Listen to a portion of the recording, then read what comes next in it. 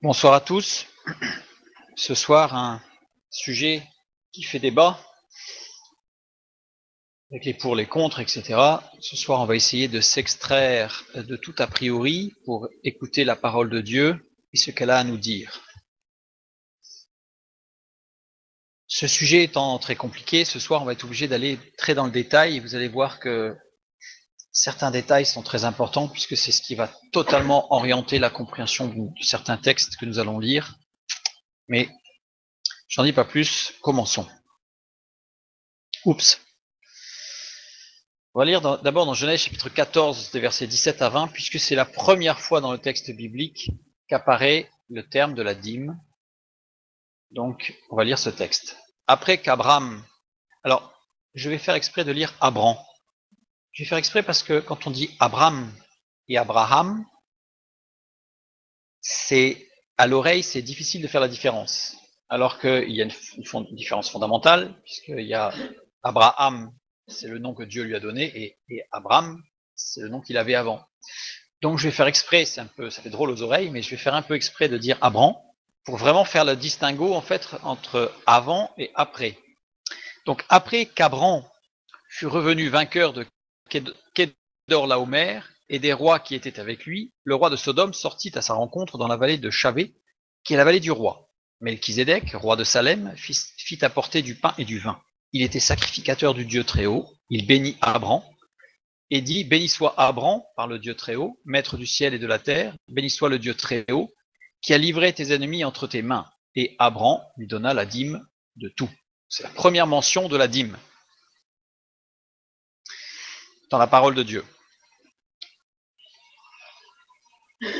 Donc ce mot dîme, maaser, ce mot va être très important évidemment ce soir, maaser, qui signifie le dixième, donc 10%. Voilà. Ça, au moins les choses sont claires. Ce mot, le mot qui est utilisé ici dans Genèse chapitre 14, il y a 3 occurrences de maaser, et on les retrouve les 2 autres dans Nombre chapitre 18, des versets 21 à 28, et nous lisons. Donc j'ai mis en rouge les mots qui apparaissent avec maaser. L'Éternel dit à Aaron, tu ne posséderas rien dans leur pays et il n'y aura point de part pour toi au milieu d'eux. C'est moi qui suis ta part et ta possession au milieu des enfants d'Israël. Je donne comme possession aux fils de Lévi toute dîme en Israël pour le service qu'ils font, le service de la tente d'assignation. Les enfants d'Israël n'approcheront plus de la tente d'assignation de peur qu'ils ne se chargent d'un péché et qu'ils ne meurent. Les Lévites feront le service de la tente d'assignation et ils resteront chargés de leurs iniquités. Ils n'auront point de possession au milieu des enfants d'Israël. Ce sera une loi perpétuelle parmi vos descendants. Je donne comme possession aux Lévites les dîmes que les enfants d'Israël présenteront à l'Éternel par élévation. C'est pourquoi je dis à leur égard, ils n'auront point de possession au milieu des enfants d'Israël. L'Éternel parla à Moïse et dit, tu parleras aux Lévites et tu leur diras, lorsque vous recevrez des enfants d'Israël la dîme que je vous donne de leur part comme votre possession, vous en prélèverez une offrande pour l'Éternel, une dîme de la dîme, et votre offrande vous sera comptée comme le blé qu'on prélève de l'aire ou comme le mou qu'on prélève de la cuve. C'est ainsi que vous prélèverez une offrande pour l'Éternel sur toutes les dîmes que vous recevrez des enfants d'Israël, et vous donnerez au sacrificateur Aaron l'offrande que vous aurez prélevée pour l'Éternel. Un long passage, mais là on y parle beaucoup de la dîme. Et donc, ce mot, comme je disais, 3 occurrences, maaser, que l'on a trouvé la première fois dans le texte biblique, dans Genèse chapitre 14, pour Abram, eh bien on le retrouve 2 fois ici, je l'ai mis en bleu, c'est 2 fois ce mot-là. Il y en a un autre en rouge, on verra tout à l'heure pourquoi. Et voilà comment il s'écrit dans le texte, avec les voyelles et ce qu'on appelle les diacritiques, c'est-à-dire tout ce qui sert à la vocalise et à la lecture du texte. Alors, on ne va pas rentrer dans le détail, mais ça va être très important, tous ces petits détails. Des détails qui ne sont en réalité pas des détails qui sont d'une importance extrême.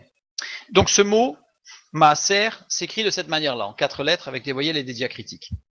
Quand on voit ici qu'il est écrit « Je donne comme possession aux Lévites les dîmes », on a massar, écrit de cette manière-là. Et massar, on l'a 11 fois dans la parole de Dieu, et c'est un mot au singulier. Donc déjà, ça veut dire que dans notre texte, je donne comme possession aux Lévites la dîme. et non pas les dîmes. C'est un singulier. Voilà. Ensuite, ce mot, le troisième mot dîme qui apparaît ici et qui était en rouge, il est amaser. Amaser, donc on retrouve les 4 dernières lettres ici de maaser, hein, c'est-à-dire on retrouve la même racine, hein, la même base, mais il y a des petites différences. Donc là on est dans amaser, 6 occurrences, et qui est un pluriel, et qui est le pluriel de maaser. Voilà, le premier. Ici, alors celui qui a été traduit au pluriel est un singulier, et celui qui a été traduit au singulier est un pluriel. Donc, vous inquiétez pas, on va détailler tout ça, mais je préférais le souligner pour bien montrer qu'il y a des choses importantes. Et surtout, alors on en a un autre ici qui apparaît, une dîme de la dîme. Alors la dîme de la dîme, le premier dîme c'est maaser, et le deuxième dîme c'est amaser. C'est une dîme des dîmes. Voilà. Voilà, donc ce qu'on retrouve ici. Alors, ce que je voulais souligner par ça, par ces petits détails, si on peut dire, parce qu'on va voir ce sont des détails, c'est qu'il existe plusieurs dîmes. Et même si le texte en français dans la traduction n'a pas traduit au pluriel celui qui aurait dû être traduit au pluriel, il y en a qui sont au pluriel. Donc il y en a plusieurs. Donc déjà, quand on parle de la dîme, déjà, il faudrait savoir de laquelle on parle. Déjà. Donc ce qu'on va faire, c'est qu'on va aller regarder les différentes dîmes, et ensuite on va voir de laquelle on parle. Alors, là j'ai mis un petit encart, parce que ça va être important, les signes de cantillation, ce qu'on appelle les diacritiques aussi. Signes de cantillation, qui sont les petites virgules en dessous, qu'est-ce qu'on a d'autre ici? On a le trait vertical ici, on a une petite virgule encore qui a l'air d'aller vers l'avant, là ici on a un petit angle droit, enfin bref, des petites choses comme ça, des points, etc. Ce sont les signes de cantillation, sont souvent importants pour l'interprétation d'un passage. C'est-à-dire que dans nos grammaires chrétiennes, entre guillemets, on nous dit que ça ne sert à rien. Et quand on prend une grammaire hébraïque, je dirais rabbinique, proche du texte, eh bien on nous dit que c'est fondamental. Alors, les chrétiens disent, oui, mais ce n'est que de la cantillation, c'est-à-dire c'est une manière de chanter. Je vais donner quelques exemples tout à l'heure, en fait, où on a des notes, hein, c'est très précis, c'est-à-dire qu'en fonction du signe, il y a des notes à donner, avec des écarts de notes, etc. Enfin, bref. Donc, ça sert à rien. En réalité, le fait que ce soit chanté avec une mélodie particulière à chaque diacritique, c'est pour qu'au niveau auditif, on reconnaisse qu'il y a ce diacritique, avec un sens particulier pour le mot. Je vais donner un exemple.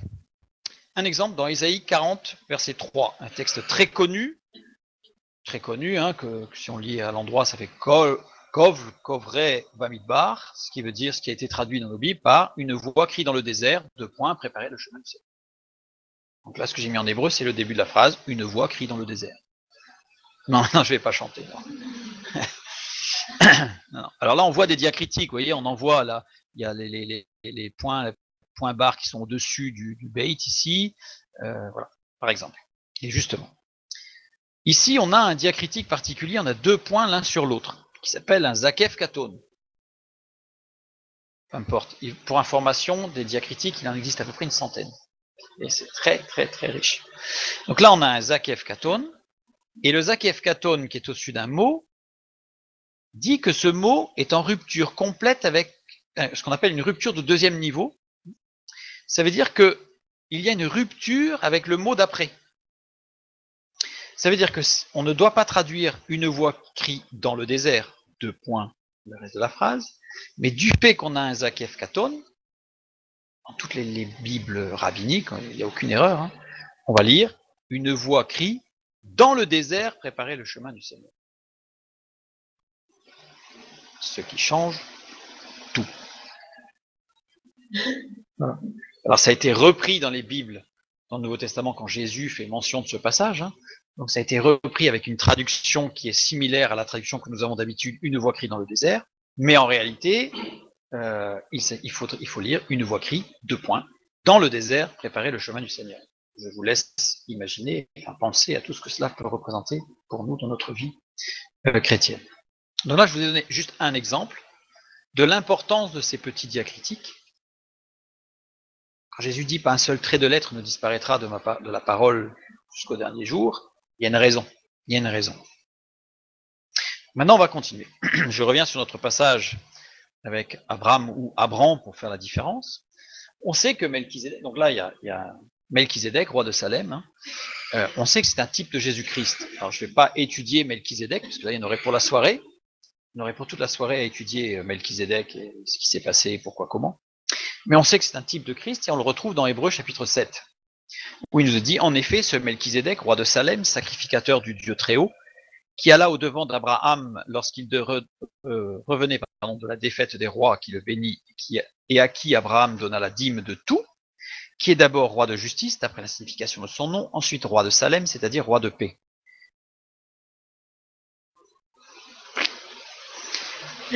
Qui est sans père, sans mère, sans généalogie, et qui n'a ni commencement de jour, ni fin de vie. On voit bien que c'est Jésus-Christ, mais qui est rendu semblable au Fils de Dieu, ce Melchizedek demeure sacrificateur à perpétuité. Là, ce Melchizedek, c'est un type de Christ, une épiphanie.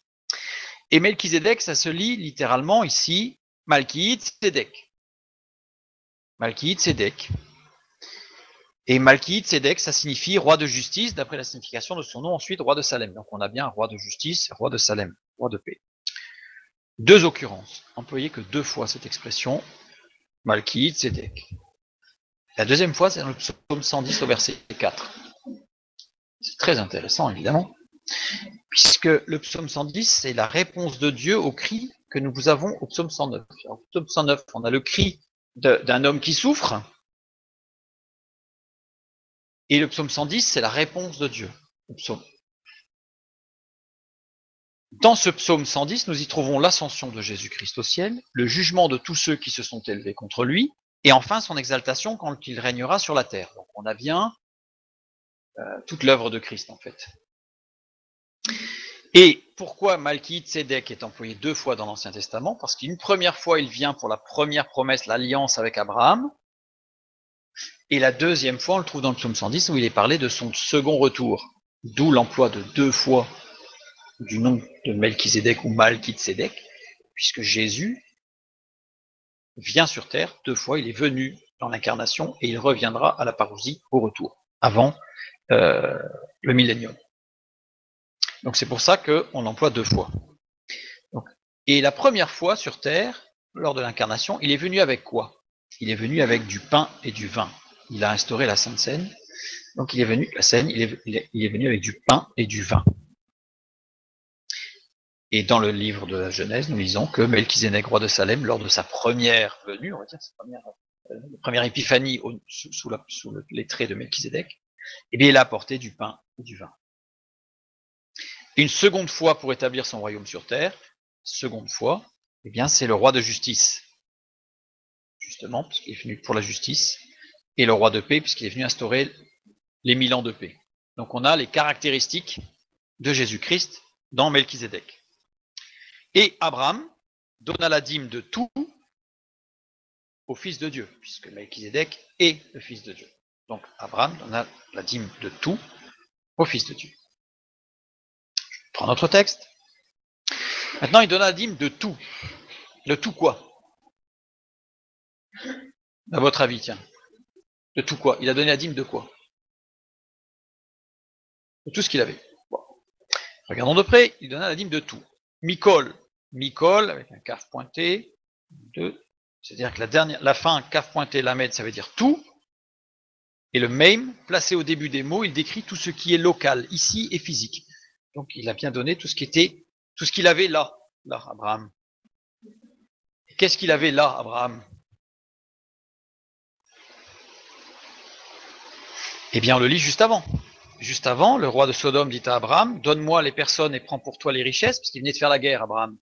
Et si on lisait encore avant, on aurait vu qu'Abraham, il est parti au pied levé, c'est-à-dire qu'il n'a rien pris avec lui, sauf ses hommes, pour aller chercher, pour aller faire la guerre, pour les récupérer, sauver Lot et sa famille. Donc il n'avait rien. Or là, il a récupéré le butin. Donc ça veut dire que, quelque part, ce que Abraham donne comme dîme, c'est ce qui ne lui appartenait pas. Puisque c'était pas ses biens, puisqu'il avait des grands cheptels, etc., mais c'était pas ce qu'il avait là. Sinon, ça aurait pas été Mikol, ça aurait été Cal. en hébreu. Donc Mikol, c'est ce qu'il avait sous la main, là, présentement, là. Et ce qu'il avait présentement sous la main, c'était le butin qui n'était pas à lui. Puisqu'en plus, il dit, je ne le prends pas, moi. J'en prends pas de ce butin. Je n'en veux pas. Mais il a pris la dîme de ce butin qui n'était pas à lui, et il l'a donné à Dieu. Ça, c'est la première fois que la dîme apparaît dans le texte biblique. Et on lit dans Hébreux chapitre 7, « Considérez combien est grand celui auquel le patriarche Abraham donna la dîme du butin. » Dans l'épître aux Hébreux, c'est bien de noter, il s'agit bien du butin de la guerre.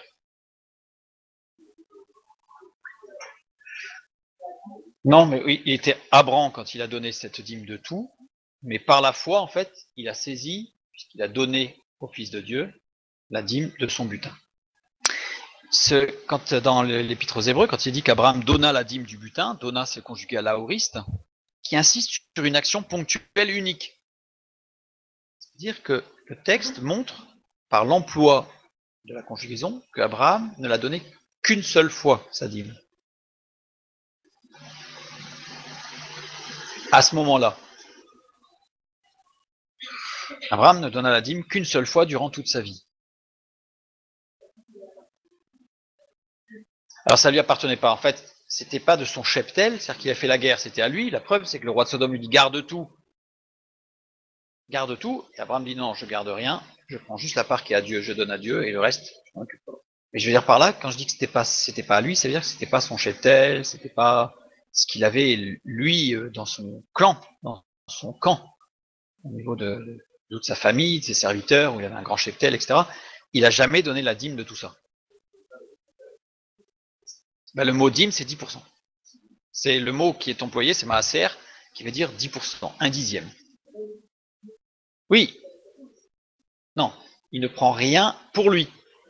Le texte nous dit que de tout ce qui a été, par exemple, admettons qu'il y ait 100 kilos d'or, le roi de Sodome lui dit, ben, prends les 100 kilos d'or. Abraham dit, non, je prends rien. Je veux rien pour moi. Je prends 10%, donc 10 kilos d'or, et je donne ça à Dieu, c'est tout. Mais pour lui, il n'a rien pris.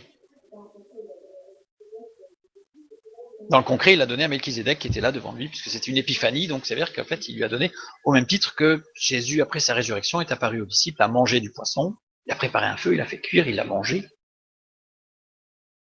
Voilà. Ça, c'est tout le mystère de l'incarnation. Peut-être qu'on étudiera ça un jour, mais pas ce soir. Ils sont restés au roi. Ils sont restés au roi. Hop là. Deuxième mention de la dîme de tout. Donc on a vu que c'était la première mention, c'était Abraham ici. Et la deuxième mention, on la trouve dans Genèse 28. Jacob fit un vœu en disant, si Dieu est avec moi et me garde pendant ce voyage que je fais, s'il me donne du pain à manger et des habits pour me vêtir, et si je retourne en paix à la maison de mon père, alors l'Éternel sera mon Dieu. Cette pierre que j'ai dressée pour monument sera la maison de Dieu, et je te donnerai la dîme de tout ce que tu me donneras. Deuxième mention de la dîme de tout. Et là, la dîme, ben c'est encore un autre mot, c'est Aaserénou. Là, c'est pas la même chose. Et c'est une seule occurrence. Une seule occurrence, c'est un apax, hein, c'est-à-dire qu'il apparaît que là. Dans notre Bible. Dans notre Bible, c'est la deuxième mention de la dîme de tout. Dans notre Bible. Sachant que Aaserénou, ça ne veut pas dire non plus les parties faire de la balançoire. Hein. Ça donne bien la dîme quand même. La racine est la même. Jacob fit un vœu. Il n'est jamais écrit que Jacob a accompli son vœu. En fait, il a dit, dans ce texte, il dit, si tu me bénis, je te donnerai. Il fait du chantage. Il fait du chantage, là, Jacob. C'était avant que Jacob ne devienne Israël. C'est Jacob qui est écrit là, c'est pas Israël. Ce qu'on voit, c'est dans Genèse 32, donc là on est au Genèse 28, donc c'est bien plus tard, que Jacob va faire une expérience avec Dieu, et que Dieu va lui dire, tu t'appelleras maintenant Israël. Donc il est encore Jacob, avec ses gros défauts. Jacob ne connaissait pas encore Dieu comme son Dieu, la preuve, puisqu'il dit, si je retourne en paix à la maison, alors l'Éternel sera mon Dieu, c'est-à-dire qu'il n'y est pas. Il le dit lui-même. Quelque part, il ne connaît pas Dieu. Il fait du chantage. Et ouais, allez, si tu me bénis, je t'en donnerai un bout. Comme si Dieu avait besoin de bénir. Enfin, voilà, on a bien compris que. On a vu qu'Abraham donna la dîme de tout, aussi. Dans Genèse 14. Mais c'était avant que Abraham ne devint, enfin, que Dieu ne devint son Dieu personnel, puisque c'est dans Genèse 17 qu'il a pris le nom d'Abraham. Donc, là encore, on a une antériorité. Yaakov. On dit Jacob. Yaakov. Traduction de son nom, c'est le supplanteur. Il était le supplanteur. C'est pas très gratifiant de se faire appeler le supplanteur. Et son nom est formé des deux premières lettres qui veut dire toute chose creuse propre à recevoir une autre. C'est-à-dire qu'en fait, il était avide d'avoir. Jacob, il était avide d'avoir. Et les deux lettres suivantes signifient littéralement un anathème, une malédiction. Donc, il n'a pas un nom, Jacob, qui soit vraiment porteur de dynamisme spirituel. Et c'est avec ce nom-là, c'est-à-dire quand il n'a pas encore changé de nom, quand il n'a pas changé de vie, quand il n'a pas eu la nouvelle naissance, quand il n'est pas devenu une nouvelle créature, qu'il fait ce chantage à Dieu.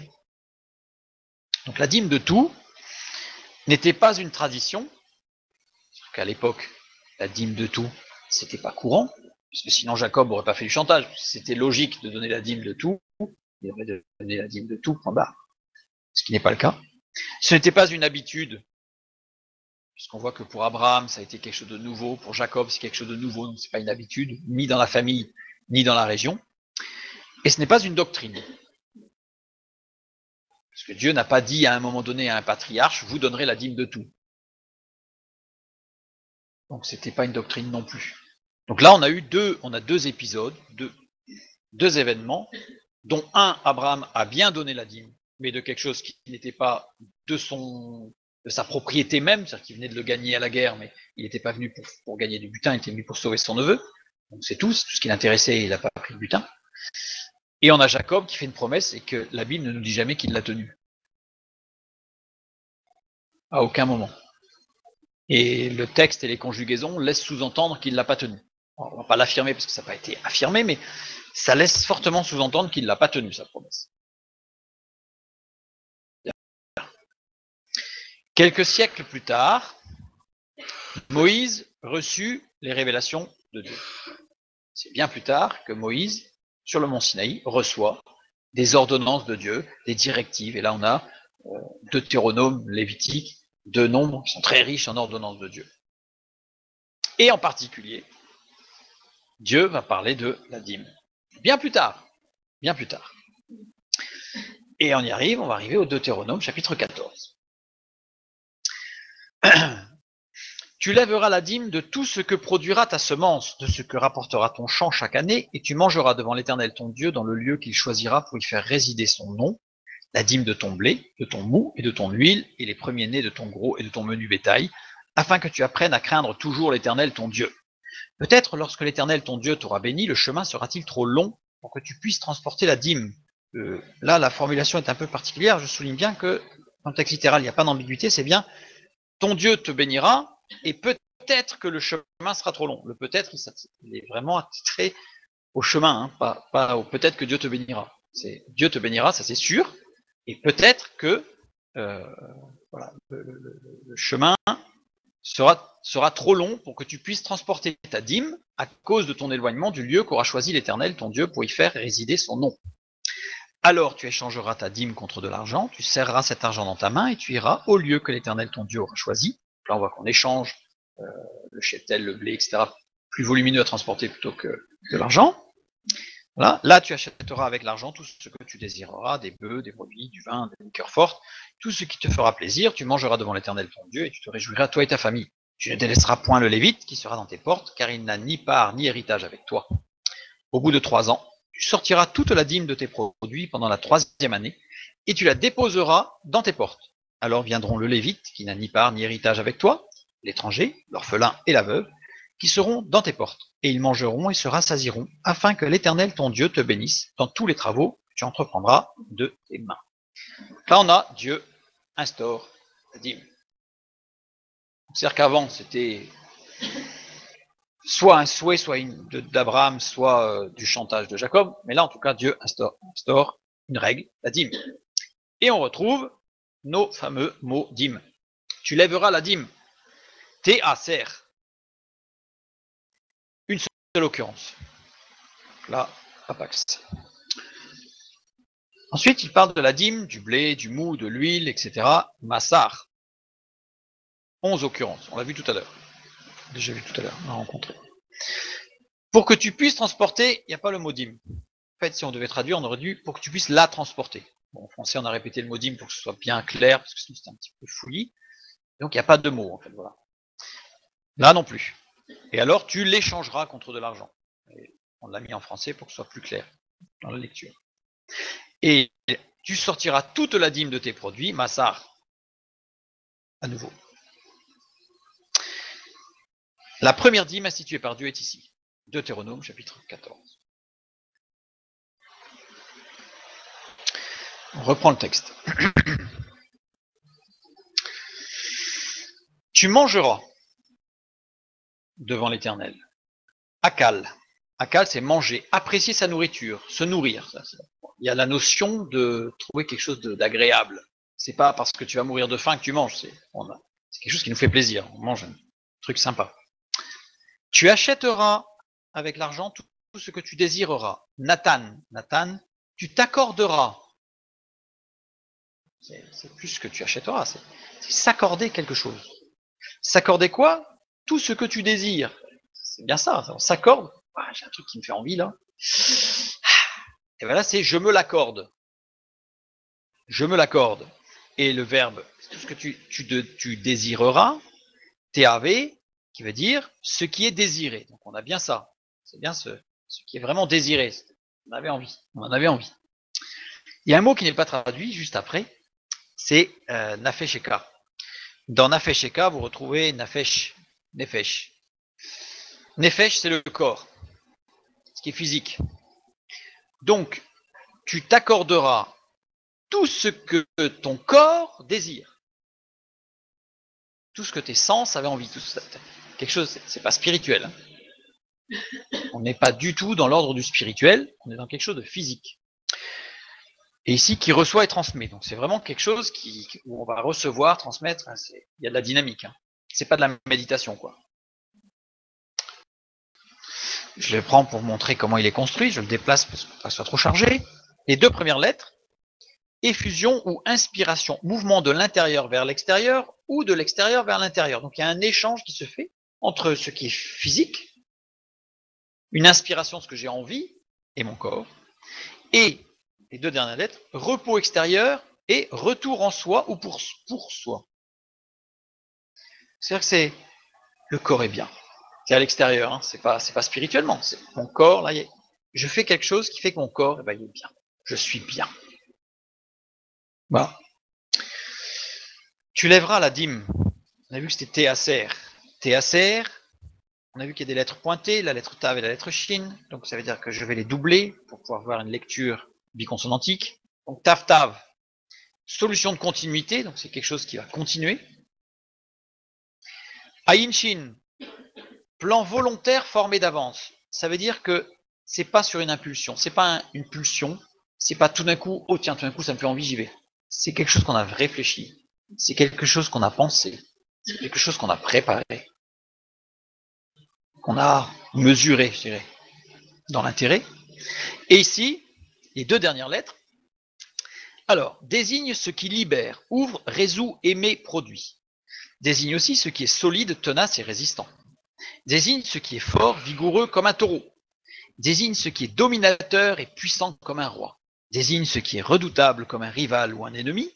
Et désigne ce qui est mesuré, coordonné et juste, conforme à une harmonie comme une mélodie musicale très jolie. Donc c'est quelque chose qui est harmonieux et qui s'inscrit bien dans un ensemble. Vous allez me dire, c'est compliqué. On va le simplifier évidemment.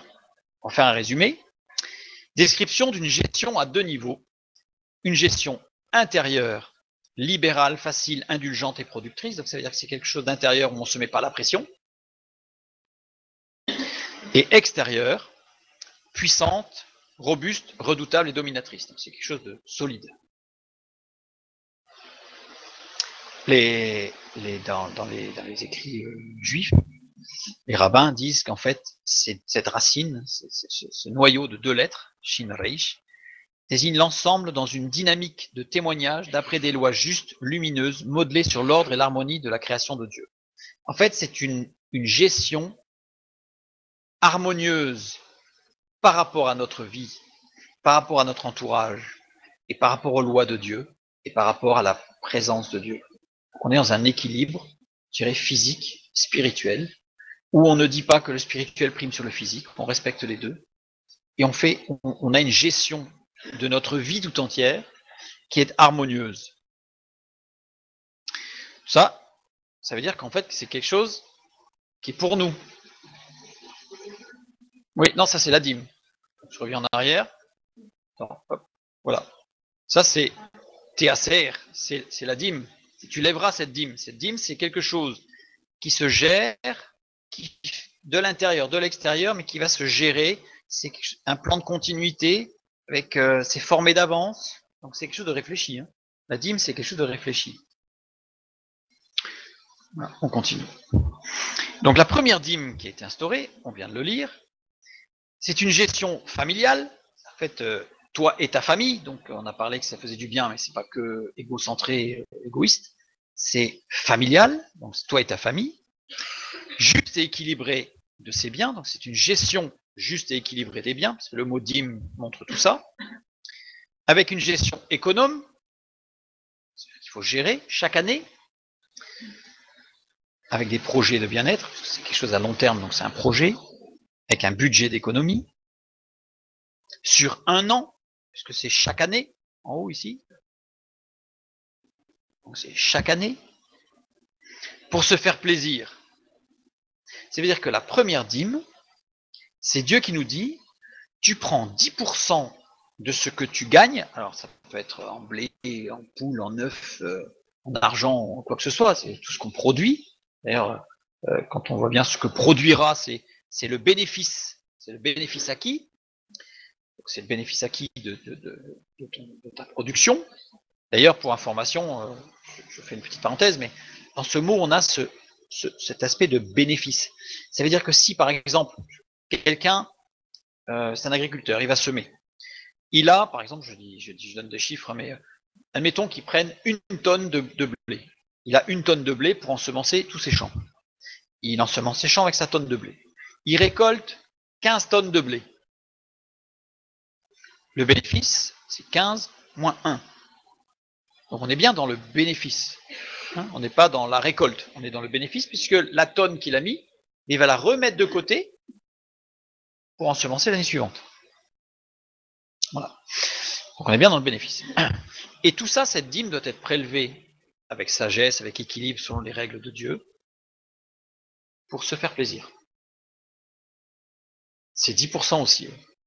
Donc ça veut dire que c'est comme si Dieu disait là, bon, eh bien, 1 fois par an, tu vas te faire plaisir, et tu vas préparer ce que tu vas faire, en prenant 10%, tout au long de l'année, 10% de tous tes gains, tu mets de côté, pour te faire plaisir.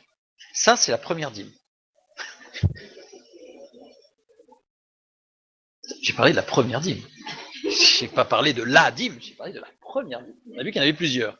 Mais ce qui est intéressant, c'est de voir que la première dîme, elle est d'abord pour soi. Pas pour soi et sa famille. Alors ça ne veut pas dire que c'est pour prendre des congés payés. On va le voir. C'est devant Dieu. C'est-à-dire, c'est pas pour aller faire bronzette sur une plage de nudistes. Je prends un exemple exprès, un peu flagrant, un peu grossier, mais voilà, c'est-à-dire qu'il faut que ce soit dans la bienséance de Dieu. Évidemment.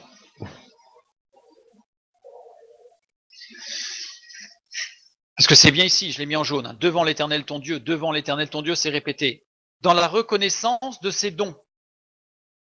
Donc c'est conscient que c'est Dieu qui donne. Que c'est Dieu qui donne. À cause de ton éloignement du lieu qu'aura choisi l'Éternel. Ah, là c'est quand même, on va me dire, oui, mais là c'est quand même à Jérusalem, c'est le temple quand même. Donc c'est pas n'importe comment, n'importe où. Yibshar, yibrar, qui est conjugué à l'imparfait, exprime une action, un processus ou une condition non accomplie, inachevée, prolongée ou répétée. Est-ce que Dieu, pour le temple, là où les Juifs devaient aller l'adorer une fois par an à une certaine fête, est-ce que Dieu aurait changé d'avis tous les ans? Non. Or, l'emploi de cette conjugaison à l'imparfait montre que c'est quelque chose qui est répété, c'est un processus qui est long, etc. Donc ce n'est pas ce que laisse sous-entendre notre traduction, c'est que le verbe yibshrar signifie choisir ou accepter. Donc on peut traduire à cause de ton éloignement du lieu qu'accepte l'Éternel. Ou qu'a choisi l'Éternel. Et ici on retrouve Ibrar. Ton Dieu aura choisi. Voilà. Je relis la phrase. À cause de ton éloignement du lieu qu'aura choisi l'Éternel ton Dieu pour y faire résider son nom, alors tu échangeras ta dîme contre de l'argent, tu serreras cet argent dans ta main et tu iras au lieu que l'Éternel ton Dieu aura choisi. Ibrar, c'est le même mot, donc tout va bien. Sauf que, je l'ai mis avec les voyelles et les diacritiques. Regardez la différence. Eh bien, c'est pas le même. C'est pas la même chose. Ici, on a ce qu'on appelle un pashtakadma, une diacritique particulière, qui fait, là je l'ai mis, parce que d'autres fois je l'ai pas mis, mais là je l'ai mis, parce qu'il y a des musiciens parmi nous. Ça veut dire que quand quelqu'un lit ce mot dans la parole, il doit le lire et il doit faire une variation, puisque sur la dernière syllabe, il doit faire mi, mi, fa, mi, ré. Et c'est précis, c'est précis. Le mot, quand il y a ce diacritique, une page Tavakadma, le mot est lié au mot suivant. Ça veut dire que ce mot-là est lié au mot qui suit. Ils sont deux mots, mais ils ne forment qu'une seule idée.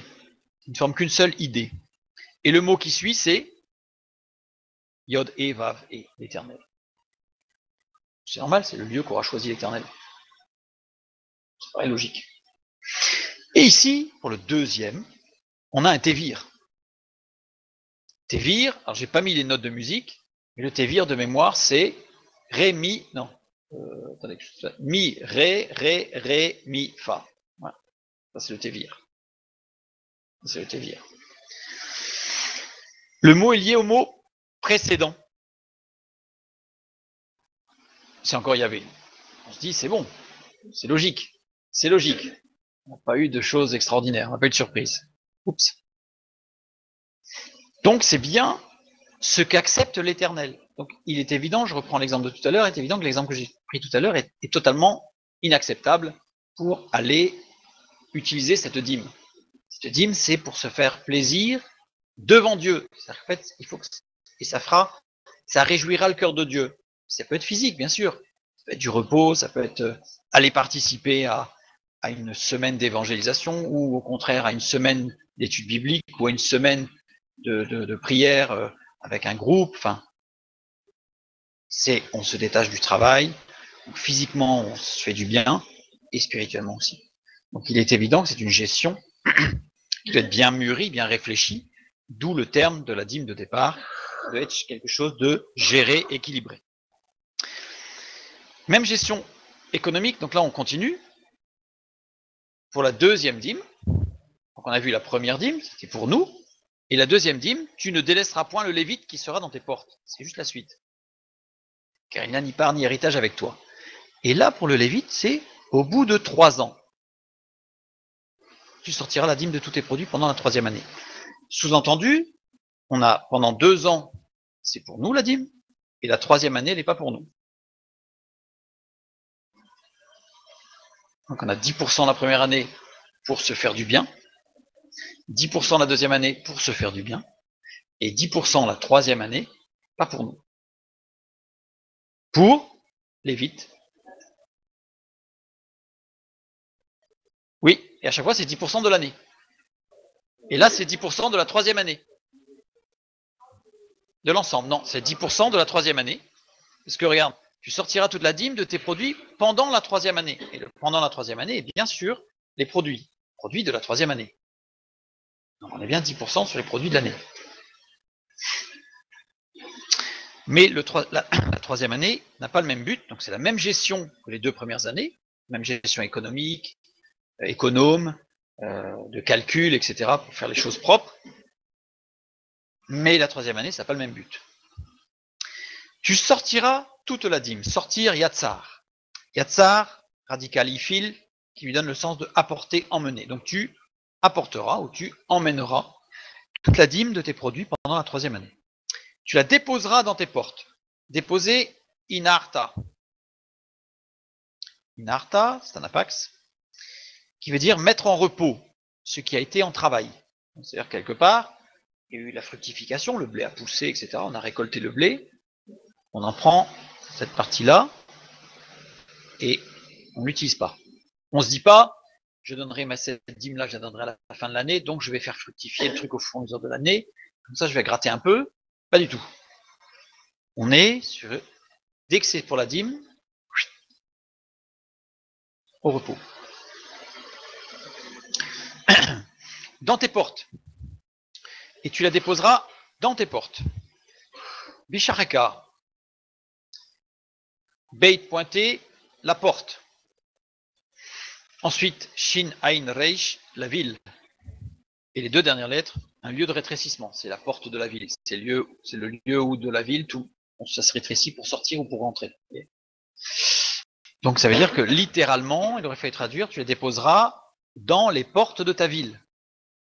Parce que là, on a l'impression qu'on dépose au pied de la maison, et en se disant, je fais pas de bruit, et si personne vient le chercher, c'est pas de ma faute. Là, c'est déposé aux portes de la ville, de ta ville. Pas de la ville d'ailleurs, de ta ville. La deuxième dîme est pour le lévite. On dit, alors viendront le lévite. Le lévite, c'est qui? Le lévite, c'est celui qui est chargé du service dans le temple, mais qui ne fait pas les sacrifices.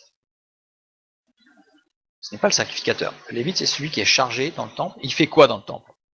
Eh bien, il est choriste, faire le chant, il est musicien, gardien, juge, artisan. On a des lévites qui sont artisans, qui permettent d'entretenir, réparer. Voilà.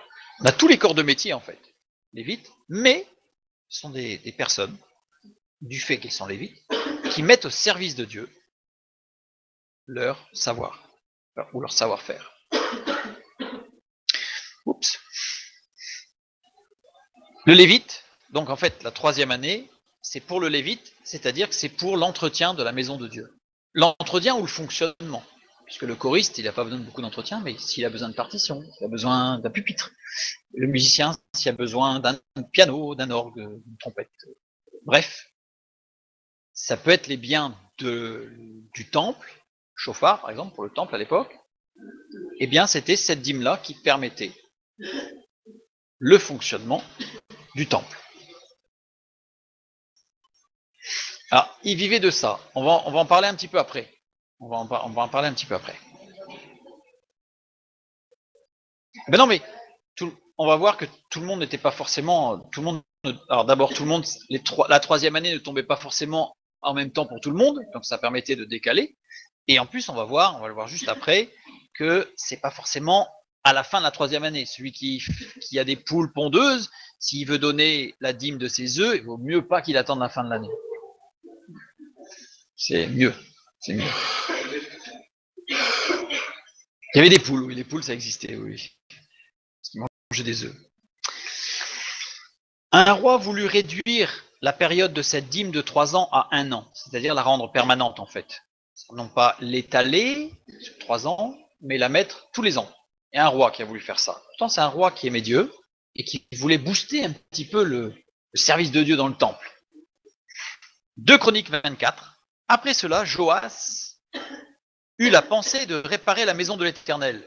But louable. Il assembla les sacrificateurs et les Lévites et leur dit, allez par les villes de Juda, et vous recueillerez dans tout Israël de l'argent chaque année pour réparer la maison de votre Dieu. Et mettez à cette affaire de l'empressement. Mais les Lévites ne se hâtèrent point. Alors là, on a l'impression que les Lévites, ils font pas leur job, quoi. Alors, les Lévites n'avaient pas à obéir au roi, mais au sacrificateur. Première chose. Et deuxièmement, les Lévites ont plutôt accompli la parole. Les Lévites étaient sous la responsabilité des sacrificateurs, pas du roi. Déjà, ça veut dire que si les Lévites ne se hâtèrent point, ça veut dire que les sacrificateurs leur ont dit « tranquille, on n'y va pas ». Mais Joas se ravisa, après avoir pris conseil auprès des sacrificateurs. On peut le lire, je vous laisserai lire les textes. Et quelques versets plus loin, nous lisons « Alors le roi, donc Joas, ordonna qu'on fît un coffre et qu'on le plaça à la porte de la maison de l'Éternel, en dehors, la porte de la ville. »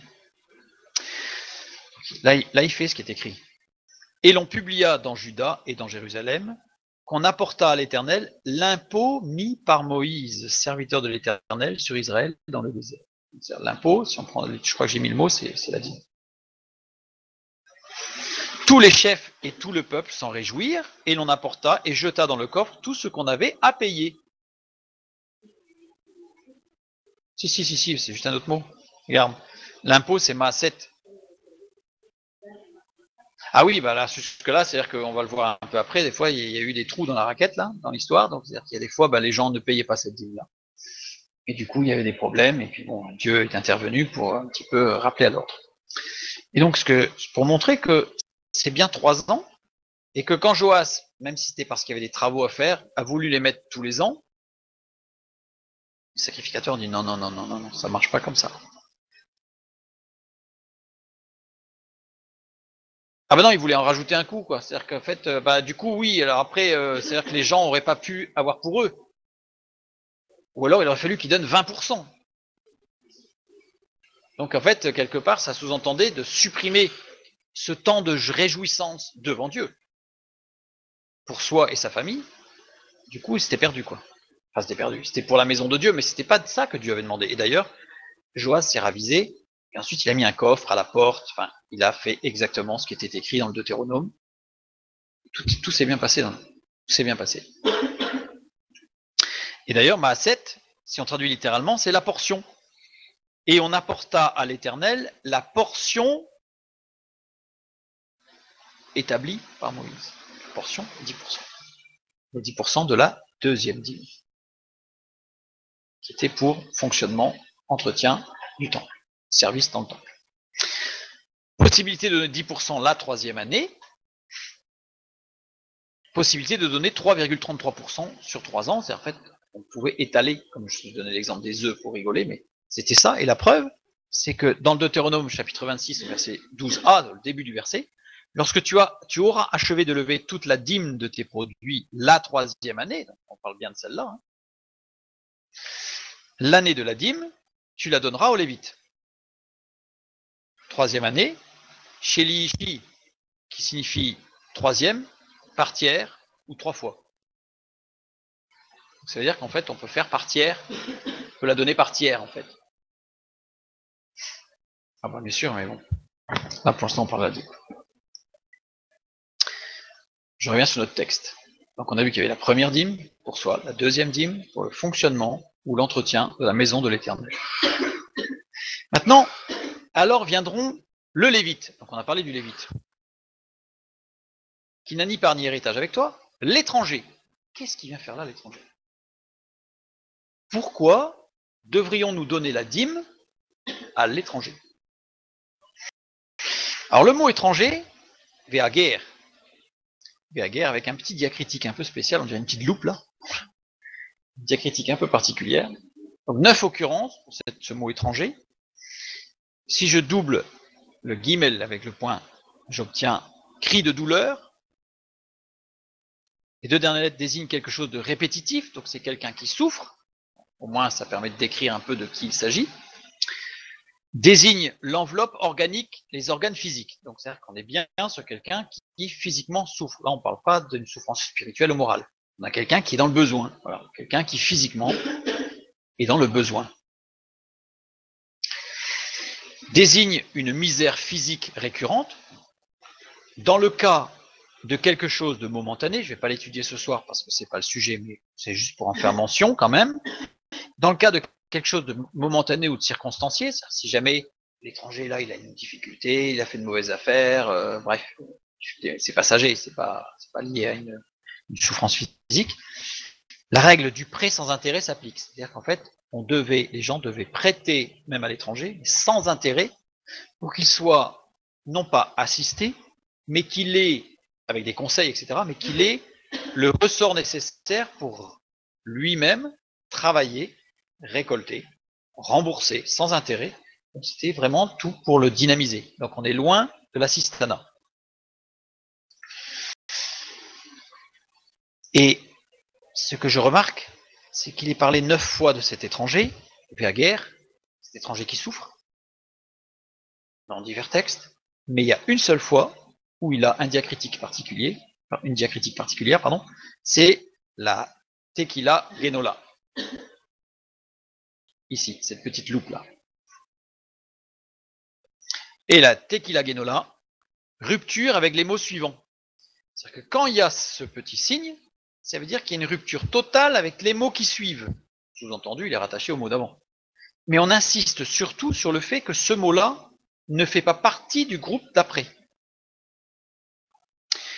Résultat, quand je lis, alors viendront le lévite qui n'a ni part ni héritage avec toi, l'étranger, et là il faut complètement couper, parce que l'étranger il n'a aucun rapport avec l'orphelin et la veuve. L'étranger n'est pas à considérer avec l'orphelin et la veuve. Ici. Littéralement, c'est un peu comme l'histoire du désert tout à l'heure, hein, la voix qui crie dans le désert, ou la voix qui crie dans le désert, la même chose. Alors viendront le lévite qui n'a ni part ni héritage avec toi et avec l'étranger. Le texte biblique ne dit pas que l'étranger il fait partie de ceux qui reçoivent la dîme, l'étranger, l'orphelin et la veuve.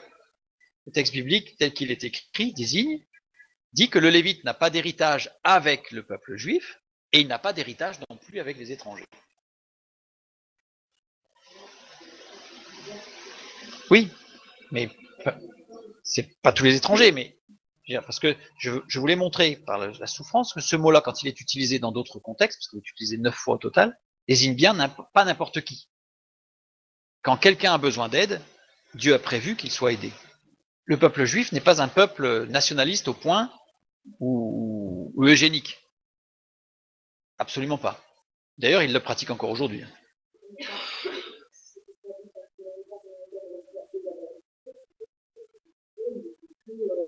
Non, le lévite n'a pas d'héritage, il n'a pas de terre, il n'a pas de maison, ni en Israël, ni à l'extérieur d'Israël. Parce que sinon, certains auraient pu dire, le lévite, il n'a pas d'héritage en Israël, mais à la limite, il peut acheter des biens en Moab, en Jordanie, en Syrie. Enfin, non. Le texte biblique dit bien que le lévite, il est avec Dieu et il n'a pas délocalisé et il n'a pas non plus réduit ses impôts à l'ailleurs. C'est-à-dire qu'en fait, il n'a pas d'héritage ni chez les juifs ni chez les étrangers. Non, il ne fait pas partie. L'étranger n'a pas la dîme. Dans ce texte-là, l'étranger n'a pas à recevoir la dîme.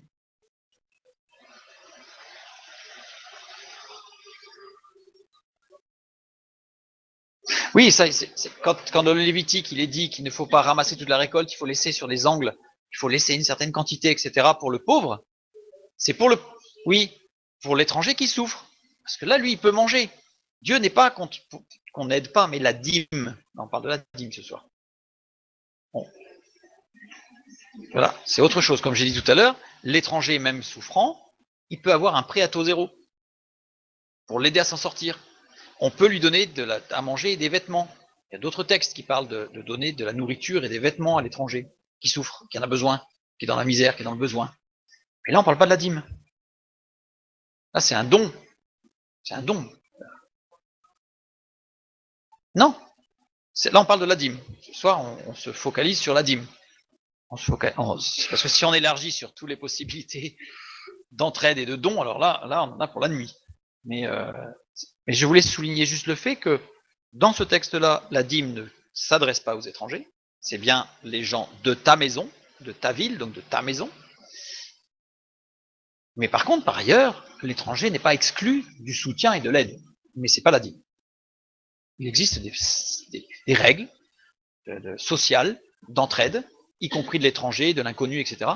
Mais pas la dîme. C'est autre chose. Voilà, donc ce que je vais vous faire le lien, c'est que l'étranger, lui, peut avoir un prêt à taux zéro, comme l'indigent. C'est-à-dire que le pauvre, le système que Dieu a établi, ce n'est pas un assistanat. C'est-à-dire que s'il est pauvre, et qui peut travailler, mais que il n'a pas eu de chance, ou il n'a pas eu l'occasion, il a tout perdu, enfin j'en sais rien, il s'est fait voler, bref, à ce moment-là, les autres lui font un prêt à taux zéro, lui donnent tous les conseils nécessaires pour qu'il puisse démarrer. Et une fois qu'il aura démarré, il remboursera ce prêt à taux zéro. C'est presque du business angels avant l'heure.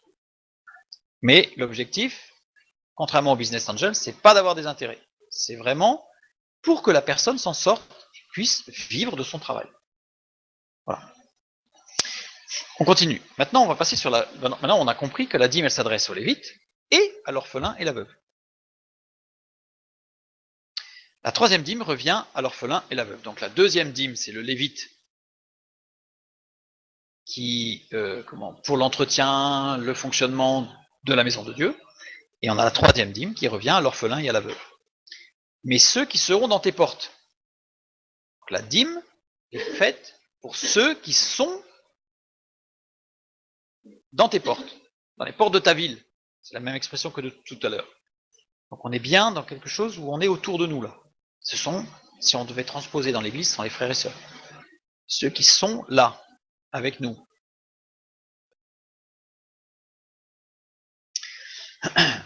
Maintenant on continue. Tu parleras, nombre 18. Alors, je pense qu'il manque, c'est du verset 26 au verset 29, je crois, parce que sinon il est grand le verset, il est long le verset. Tu parleras aux Lévites et tu leur diras, lorsque vous recevrez les enfants d'Israël, la dîme que je vous donne de leur part comme votre possession, vous prélèverez une offrande pour l'Éternel, une dîme de la dîme. Et votre offrande vous sera comptée comme le blé qu'on prélève de l'air ou comme le mou qu'on prélève de la cuve, etc., etc., etc. Ici, on nous parle de la dîme que je vous donne de la part comme votre possession. Il parle à qui? Il parle aux Lévites. Les Lévites reçoivent quelle dîme? La deuxième. Donc là, en nombre 18, il nous est parlé de la dîme, et c'est aux Lévites. Donc c'est ce que les Lévites reçoivent. La quatrième dîme, c'est la dîme de la dîme. Les 10% des 10%. Qui était adressée à qui? Elle était pour le sacrificateur. Pour le sacrificateur qui officiait. S'il était chez lui et qu'il avait été sacrificateur, il ne recevait pas cette dîme-là. C'est celui qui était qui officiait dans le temple.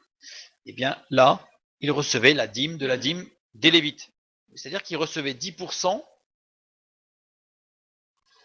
de tout ce qui était donné pour l'entretien et le fonctionnement du temple. Il y avait beaucoup de sacrificateurs. Dans l'épître aux Hébreux, c'est ce qui nous est dit qu'il y avait de nombreux sacrificateurs. Ceci étant, il n'y en avait pas non plus des milliers, mais il y en avait de nombreux.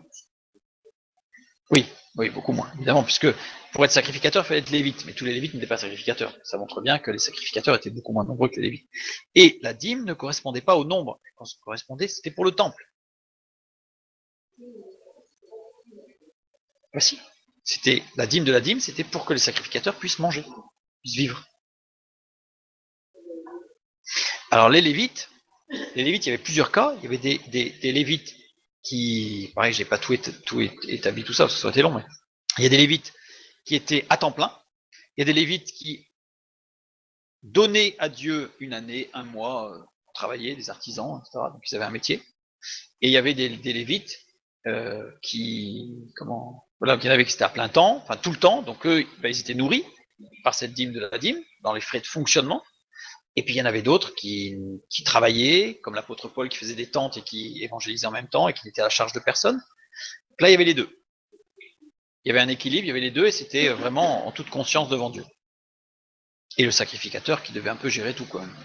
Le sacrificateur, c'est celui qui gérait un peu tout, pour que ça se passe bien. Parce qu'on voit dans certains textes bibliques qu'il y a eu des débordements. Hein. On va en parler un petit peu après. Donc ça, c'est la quatrième dîme. La dîme de la dîme. Le sacrificateur, c'est Akoren. Akoren, ici, littéralement, c'est-à-dire celui qui est dédié, celui qui est dévoué au service de Dieu, c'est celui qui sert dans le temple. Le Kohen, c'est le titre donné aux descendants masculins, la descendance masculine, masculin, de Aaron, qui servait dans le temple sous l'autorité du Kohen Gadol. Kohen Gadol, c'était le grand prêtre. C'est celui, sacrificateur, c'est celui qui servait sous le grand prêtre. Le grand prêtre tenait un rôle particulier dans l'office, en particulier du Yom Kippour, le jour du grand pardon. On y voit évidemment toute l'image du grand sacrificateur dont il est parlé dans l'Épître aux Hébreux, qui est Jésus-Christ, et qui a la particularité d'officier à cette fête particulière du Yom Kippour, donc c'est prophétique, le grand pardon. Le Kohen Gadol, non. Oui. Par contre, les sacrificateurs, ils changeaient souvent. Souvent des tours avec des. Bon, on voit par exemple Jean, Zacharie, le père de Jean-Baptiste.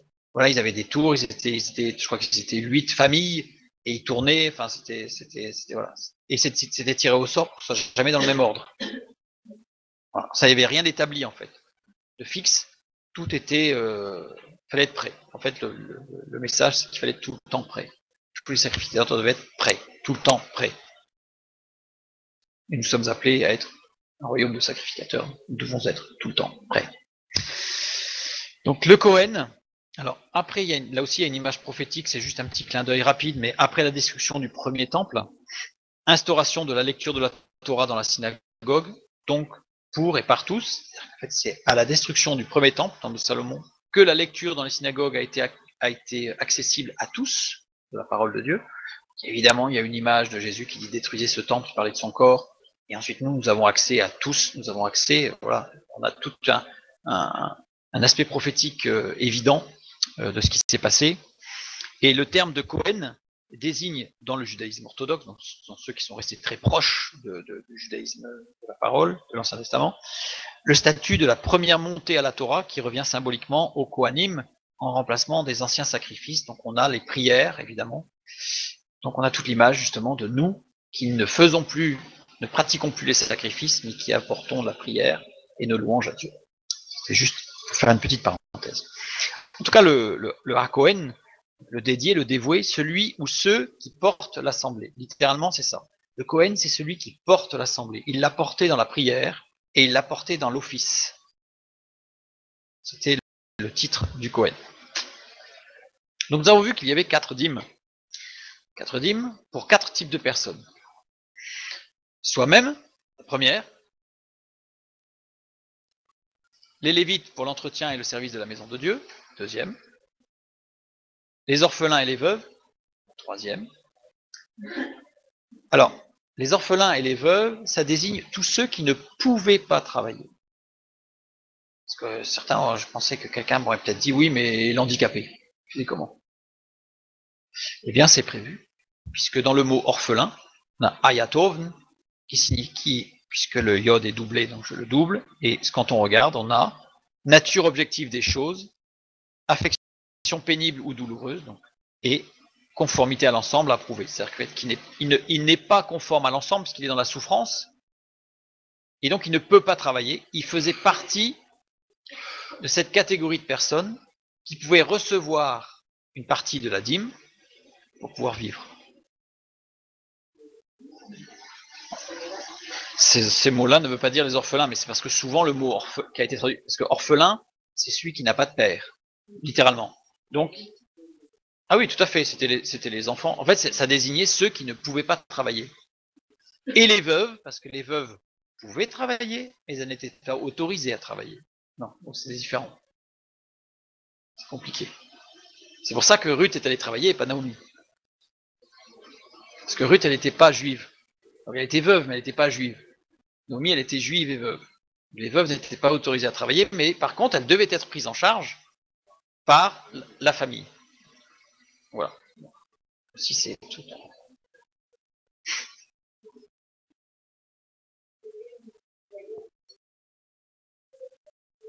Exactement. Tout à fait. Elle était partagée, on va le voir juste après. C'est-à-dire qu'en fait, la 3e année, cette dîme-là, elle est partagée, puisque c'est la dîme de la 3. Non, on ne devait pas donner 10% pour les Lévites de la 3e année et 10% pour les orphelins, on devait donner 10% que nous partagions dans nos choix entre les Lévites. Donc c'est un choix, puisque c'est comme les 2 premières années, il y a une réflexion à mener, il y a un projet, alors c'est pour le temple, alors vous pouvez donner 8% pour le temple et 2% pour les veuves et les orphelins. Enfin, c'était soit qui la personne décidait. Elle avait plusieurs mois de réflexion pour décider de ce qu'elle faisait. Donc c'est pas sous un coup de pulsion ou d'impulsion. C'est vraiment une réflexion de projet. C'est un projet qui doit être mené. Et la 4e catégorie, donc, c'était les sacrificateurs officiants qui avaient la dîme de la dîme, qui recevaient la dîme des Lévites, donc du budget de fonctionnement, on va dire. Pour employer un terme moderne, un anachronisme. Maintenant, on va parler d'un texte. Qu'est-ce qui se passait quand ils ne respectaient pas la dîme? C'est une question, on va voir ça à la fin. Maintenant, on va parler d'un texte qui est très souvent utilisé pour dire qu'il faut donner sa dîme. Si on veut être béni de Dieu, il faut donner sa dîme. Non mais, Malachie, chapitre 3, verset 10. Texte ô combien connu. Apportez à la maison du trésor toutes les dîmes, afin qu'il y ait de la nourriture dans ma maison. Mettez-moi de la sorte à l'épreuve, dit l'Éternel des armées, et vous verrez si je n'ouvre pas pour vous les écluses des cieux, si je ne répands pas sur vous la bénédiction en abondance. Ce texte est très souvent utilisé pour dire, si vous apportez pas votre dîme, eh ben, ne soyez pas surpris si vous êtes dans la misère dans quelques temps. Grosso modo, c'est ça. Présenté autrement, si vous apportez votre dîme, vous serez richement bénis. Ça, ce texte est utilisé pour ça. Regardons d'un peu plus près le texte. La première ligne, non, ce ne sont pas des mouches qui ont marché sur l'écran, ce sont des voyelles et des diacritiques, Frédéric. Apportez à la maison du trésor toutes les dîmes. Si je le lis, alors je ne vais pas le lire, mais on va le traduire mot à mot, le sens de lecture, c'est de droite vers la gauche. Je l'ai écrit, c'est surtout ceux qui prendront le PDF et sur le papier, et qui le verront tout écrit sans l'apparition, ils vont se demander parce que ça n'a pas de sens. Premier mot, apporter. Deuxième mot, toutes. Alors ici, il y a quelque chose qui ne se traduit pas. Hein. Et, c'est ce qui relie l'attribut du sujet au sujet. Donc c'est juste une construction grammaticale, mais ça ne se traduit pas. Donc après, on a cal, toutes. Ensuite, les dîmes. Ce qu'on a vu tout à l'heure. Dans ma maison, trésor. On remarque que dans notre traduction en français, c'est l'inverse. Apportez à la maison du trésor toutes les dîmes. Alors que littéralement, c'est apporter toutes les dîmes dans la maison du trésor. Et ça va être très important. Parce qu'ici, on a Geresh, un diacritique, une Geresh, une petite sorte de virgule qui va vers l'arrière. Délimite la fin d'un groupe de mots. C'est la fin d'un groupe de mots. Et ce groupe de mots commence par une hasla, que l'on va trouver ici. Donc ça veut dire que si je change l'ordre des mots, ça n'a pas de sens. Là, le fait de remettre les mots dans l'ordre tel que c'est à l'origine, je retrouve ma Geresh, enfin mon hasla d'abord et ma Geresh par la suite. Alors des fois, c'est pas un hasla, c'est une autre diacritique, mais ça veut dire autre chose. Donc bon, on ne rentre pas dans le détail. Là, en tout cas, on a un hasla, un Geresh. Résultat, le groupe de tous ces mots qui sont entre ces deux-là forme une idée, une entité. Donc ici, on a une idée, une entité. On nous parle de la dîme du temple, qui n'était plus apportée entièrement. On ne nous parle pas de toutes les dîmes, puisqu'on nous dit que les dîmes, il fallait apporter toute la dîme. Le texte insiste sur vous devez apporter l'entièreté de votre dîme, pas qu'un bout, tel que c'est construit là. Ça sous-entend que la dîme, elle n'y était pas, ou incomplète. Donc Dieu, là, est en train de dire, attention, vous n'apportez pas la totalité de votre dîme, où ça? Dans la maison du trésor. Et c'est pour ça qu'il n'y avait plus de nourriture dans la maison de Dieu.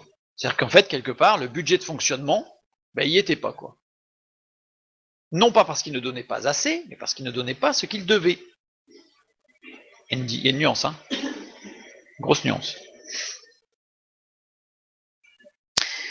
Les dîmes, c'est un pluriel, car ici, dans les dîmes du temple, elles désignent les dîmes de blé, de la menthe, de la nette et du cumin, et les autres. Donc on le retrouve dans Matthieu chapitre 23, verset 23, on va en parler juste après. Donc c'est pour ça que là c'est un pluriel. C'est tout ce qui devait arriver au temple. Le blé, l'orge, le vin. Tout ça, c'était des dîmes qui devaient arriver. Si tu étais producteur de vin, il amenait du vin. Si tu étais producteur de bœufs, il amenait des bœufs. Enfin, voilà. Chacun amenait, donc c'était les dîmes, c'était la dîme de tout le monde. Et donc la dîme du temple, il s'agit bien de la dîme de la dîme. Donc c'était les Lévites en fait. Là, c'était pas les peuples, c'était pas le peuple de Dieu qui n'amenait pas sa dîme, c'est les Lévites.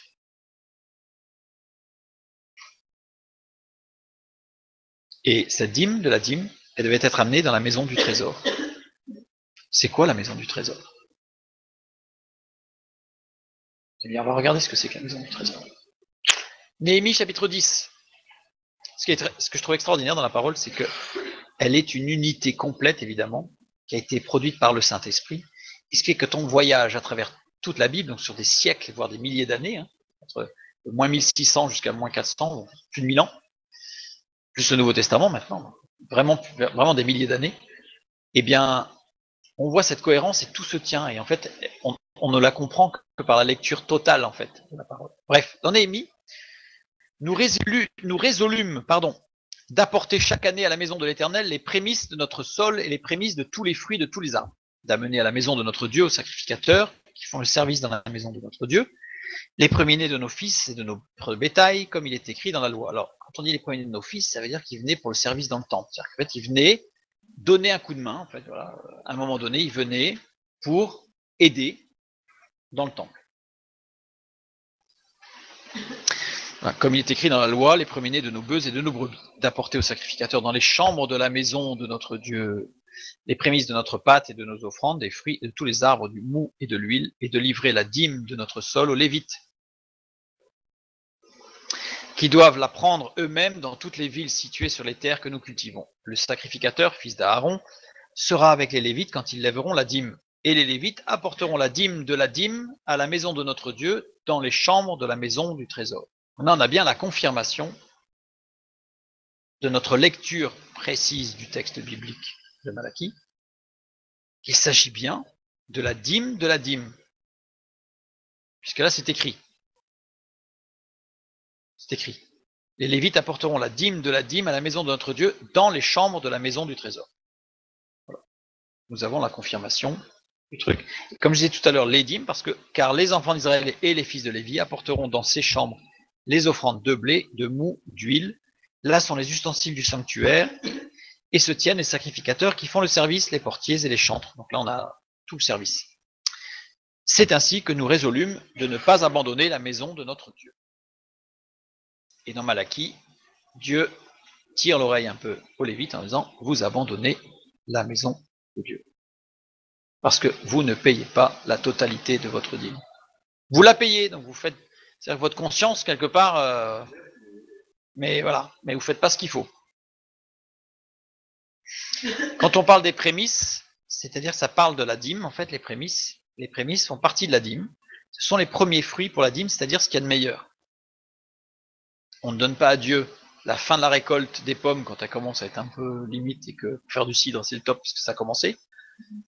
Donc on leur donne ce qu'il y a de meilleur. On donne à Dieu dans la dîme, alors autant pour les Lévites que pour la veuve et l'orphelin, hein, on donne ce qu'il y a de meilleur. Au même titre pour la dîme pour soi, quand c'est les 2 années pour soi, on prend aussi ce qu'il y a de meilleur. Et dans Malachie, chapitre 3, verset 10, les Lévites n'apportaient pas la totalité de la dîme la dîme qui va dans la maison de notre Dieu, dans la chambre de la maison du trésor. C'est sûr que la dîme représente quelque part, mais on va voir comment on marche avec Dieu, mais on va voir tout à l'heure. En plus, il y a un autre point qui est à souligner, c'est que le livre de Malachie s'adresse aux sacrificateurs, il ne s'adresse pas au peuple. Je vous inviterai à lire le chapitre 2, les 10 premiers versets, et vous verrez que Dieu fustige les sacrificateurs qui, justement, n'appliquent pas la règle, je dirais, de fonctionnement que Dieu a établi. Donc ce verset-là ne s'adresse pas au peuple de Dieu, il s'adresse aux sacrificateurs qui ne veillaient pas à l'entretien de la maison de l'Éternel.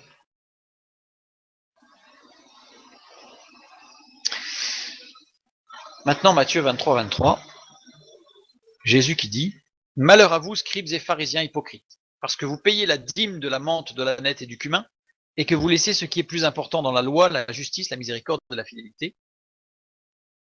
C'est là ce qu'il fallait pratiquer sans négliger les autres choses.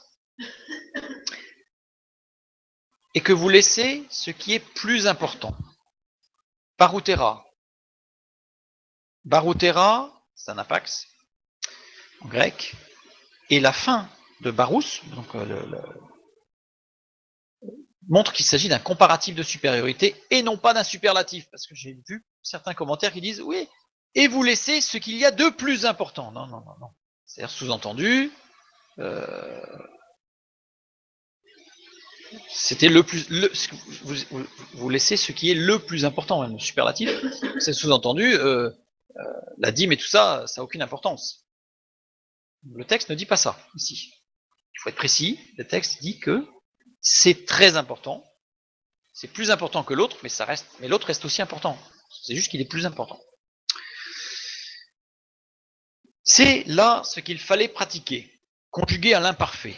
En grec, l'imparfait, c'est une notion de continuité du passé jusque dans le présent. C'est-à-dire que c'est ce qu'il fallait pratiquer, mais c'est ce qu'il faut encore pratiquer. Jésus, là, il est en train de leur dire « Malheur à vous, scribes et pharisiens hypocrites, parce que vous payez la dîme de la menthe, de la nette et du cumin, et que vous laissiez ce qui est important dans la loi, la justice, la miséricorde et la fidélité. » Évidemment, la justice, la miséricorde et la fidélité, c'est ce qu'il fallait pratiquer et ce qu'il faut continuer à pratiquer. C'est logique. C'est logique. Sauf, alors, juste petit détail, quand l'imparfait est utilisé pour le verbe être, il exprime uniquement un passé et non pas une continuité jusqu'au présent. Il faut être précis. Sans négliger les autres. Négliger aphiémie. Aphiémie qui veut dire oublier, répudier, ne tenir aucun compte d'eux.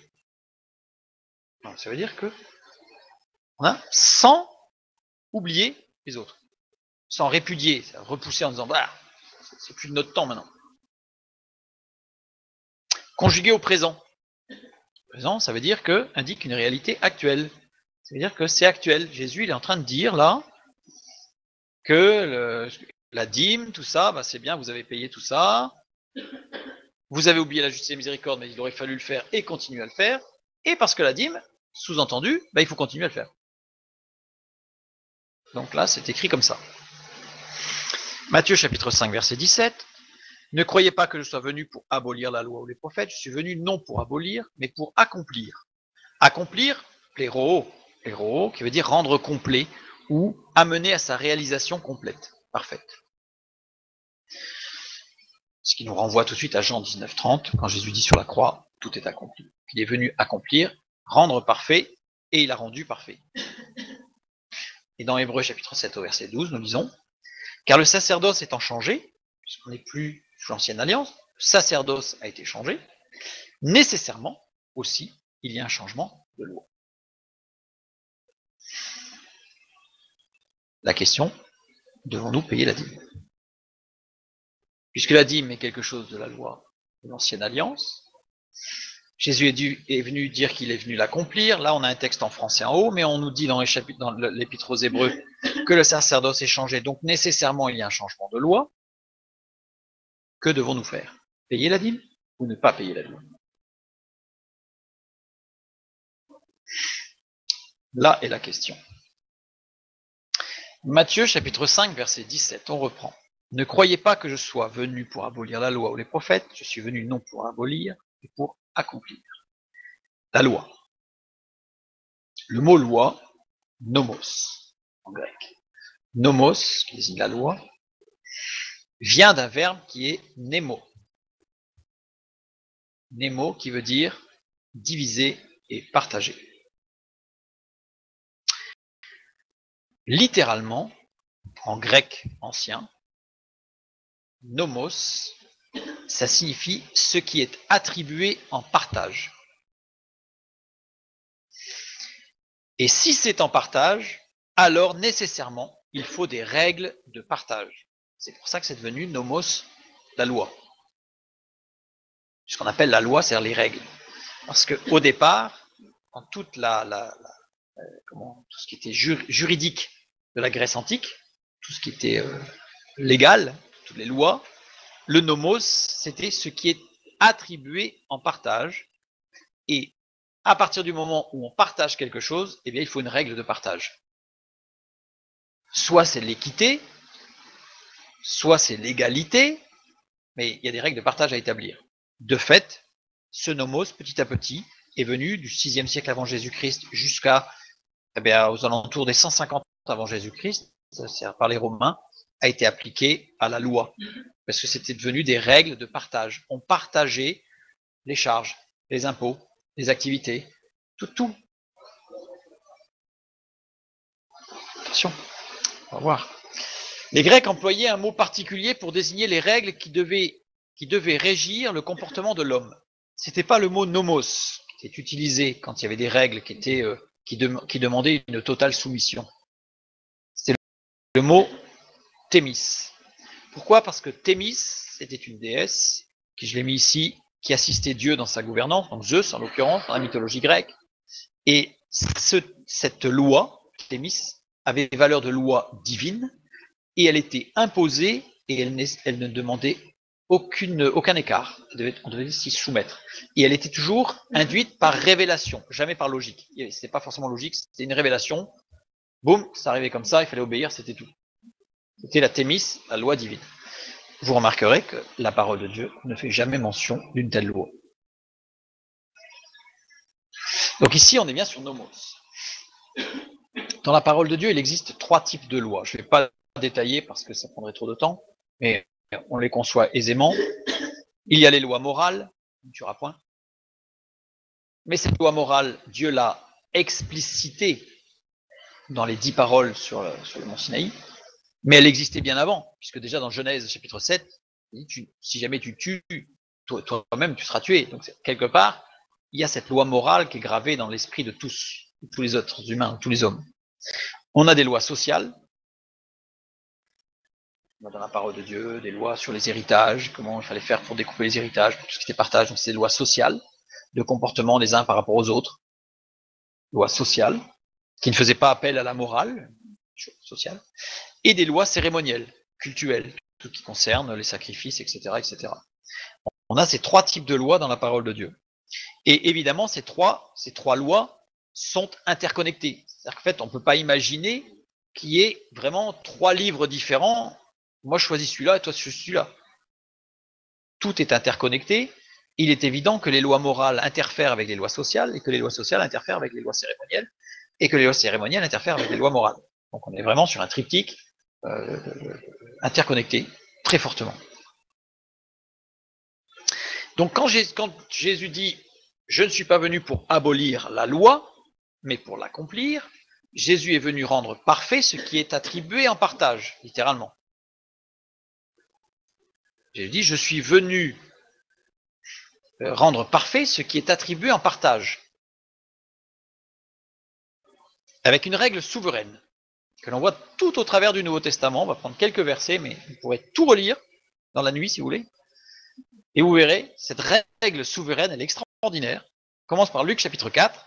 « L'Esprit du Seigneur est sur moi parce qu'il m'a oint pour annoncer une bonne nouvelle aux pauvres. Il m'a envoyé pour guérir ceux qui ont le cœur brisé, pour proclamer aux captifs la délivrance et aux aveugles le recouvrement de la vue, pour renvoyer libres les opprimés. »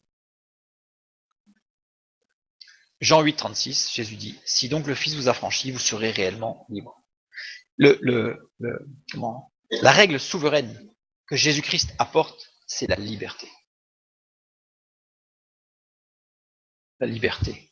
Romains 6, « Car lorsque vous étiez esclaves du péché, vous étiez libres à l'égard de la justice. » Mot justice, dit kaiosune, qui veut dire, la justice, littéralement, c'est Ce mot, c'est la justice ou la vertu qui donne à chacun son dû. Libre à l'égard de ce que chacun devait avoir. En fait, c'était un peu n'importe quoi. Tout le monde devait avoir quelque chose, mais vous étiez libre par rapport à ça, c'est-à-dire que vous étiez électron libre, quoi. Et 1 Pierre 2, 15. Car c'est la volonté de Dieu qu'en pratiquant le bien, vous réduisiez au silence les hommes ignorants et insensés, étant libres, sans faire de la liberté un voile qui couvre la méchanceté, mais agissant comme des serviteurs de Dieu, honorez tout le monde, aimez les frères, craignez Dieu, honorez le roi. Là, on a tout. On a toutes les lois, morales, sociales, cérémonielles, légales, on a tout. Honorez tout le monde, loi sociale et morale. Aimez les frères, morale, cérémonielle. Craignez Dieu, cérémoniel et tout le reste. Honorez le roi, loi sociale. On a tout. Donc, la règle souveraine, c'est la liberté. Christ est venu nous rendre libres. Libres de dire oui à Dieu, libres de pouvoir marcher avec Dieu, libres de grandir avec Dieu, libres, libres, libres. Et dans le deuxième épître de Pierre, Pierre va vraiment, d'une façon magnifique, expliquer tout ça. Simon Pierre, serviteur et apôtre de Jésus-Christ, à ceux qui ont reçu en partage une foi du même prix que la nôtre. Jésus est venu rendre parfait ce qui était attribué à tous, la foi. Il est venu rendre parfait notre accès à la communion avec Dieu dans la foi. Du même prix que la nôtre, par la justice de notre Dieu, par ce partage qui donne à chacun son dû. C'est Dieu qui donne à chacun son dû, et du Sauveur Jésus-Christ, en Jésus-Christ, évidemment. Donc l'apôtre Pierre va expliciter cet accomplissement de Jésus-Christ au travers de ce verset, que Jésus est venu accomplir la loi. Il est venu accomplir ce qui était attribué en partage à tous, la foi. On retrouve sur Habakkuk, l'homme vivra par la foi. Mais le seul moyen d'être capable de vivre par la foi, c'est Christ. Ça ne répond pas à notre question, faut-il payer la dîme? On va y arriver. Il y est presque. Jésus dit, rendez donc à César ce qui est à César, et à Dieu ce qui est à Dieu. Connu. Ce qui est à César. En grec, ta. Ta, littéralement, les choses. En fait, si j'avais voulu traduire littéralement, le ta était au départ, c'est rendez donc les choses de César à César. Littéralement, c'est comme ça qu'il faudrait traduire. Rendez donc les choses de César à César. Et les choses de Dieu à Dieu. Sauf que les choses de Dieu, c'est ta tohu. Et non pas ta. Donc le bien ta, là, on a bien les choses. Mais tohu est un génitif singulier. Il y a un problème dans la phrase. Et ce génitif singulier tohu, le génitif singulier, pas tohu, mais le génitif singulier dans le grec antique, ancien, désigne quelque chose qui appartient, alors, dans la phrase à Dieu, parce que c'est Dieu le sujet, donc, désigne donc quelque chose qui appartient à Dieu, qui est une partition et dont l'origine vient de Dieu. Donc Jésus, là, il est en train de dire, rendez à Dieu ce qui est à Dieu, c'est rendez ce qui appartient à Dieu, qui est une partition de quelque chose dont Dieu est à l'origine. À Dieu. Une partition, c'est on coupe un morceau, quoi. Un pourcentage. Pourcentage de ce que Dieu a donné. Et là, ça nous renvoie directement à notre texte que nous avons vu tout à l'heure, Deutéronome 14. Tu lèveras la dîme de tout ce que produira ta semence, de ce que portera, etc., etc., etc. Et nous avons vu que la première dîme, gestion familiale, équilibrée, tac, tac, tac. Pendant 2 ans, hein. Ça c'était pour soi, c'est la première dîme. Puis il y a la deuxième dîme, pour l'entretien de la maison de Dieu, pour la 3e année. Puis la 3e dîme, pour l'entretien de ceux qui ne peuvent travailler. Et comme on l'a vu tout à l'heure, eh bien la 2e et la 3e dîme, c'est une répartition cohérente et personnelle suite à une réflexion dans un projet. On est bien dans quelque chose de construit. Et on a la 4e dîme, qui est 10% de la dîme pour l'entretien et le fonctionnement de la maison de Dieu, et qui, elle, vient directement de la troisième dîme. De la deuxième et la troisième dîme. Enfin, de celle qui est donnée aux Lévites.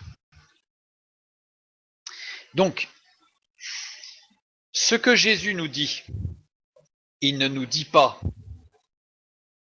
ne payez pas la dîme.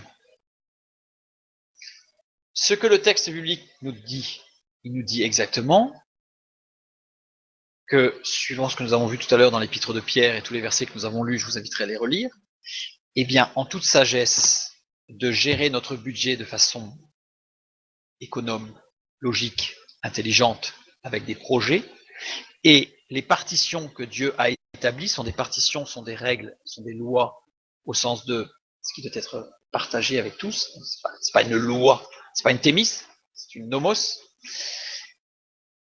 Et ce qu'il demande, c'est que nous puissions gérer, alors, les dîmes, non pas la dîme.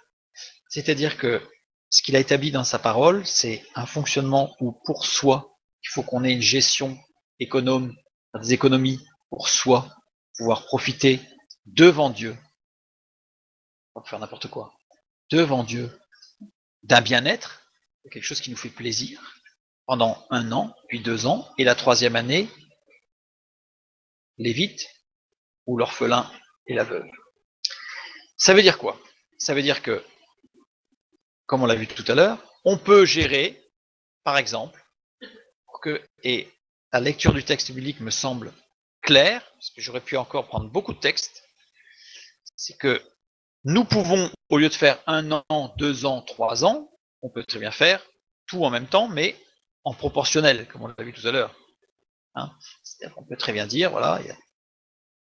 Alors après, la règle des 10%, comme vous l'avez bien compris dans cette loi de liberté, c'est une sorte de conseil de Dieu. C'est-à-dire que Dieu n'impose pas, encore moins sous la grâce, mais il donne des conseils, des règles de bon fonctionnement, d'une manière sociale, morale et spirituelle, pour que tout se passe en harmonie avec sa création, avec son plan et avec notre être. Donc, à nous d'être sensibles pour respecter les directives, je préfère dire directives que loi, parce que loi c'est pesant, mais les directives, les grands conseils, on va dire, les conseils remplis de sagesse de Dieu, parce que c'est un peu plus que des conseils, ils viennent de Dieu, alors ce sont des conseils extraordinaires, mais voilà, suivons, marchons dans ces conseils, et à ce moment-là, tout ira bien. Oui. Oui.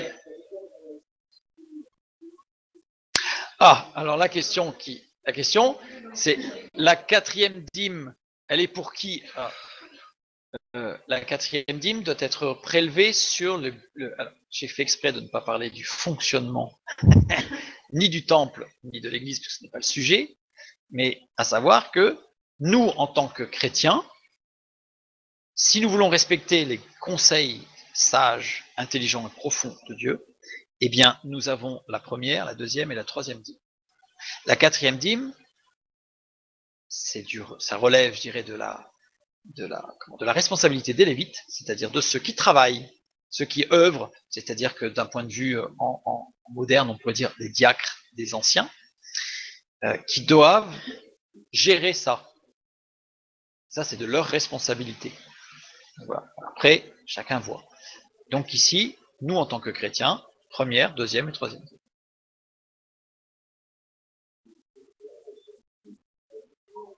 Alors, celui qui ne paye pas la dîme se retrouve on le voit dans Malachie chapitre 3 verset 10, où les sacrificateurs n'ont pas rempli leur rôle, eh bien ça se passait pas bien.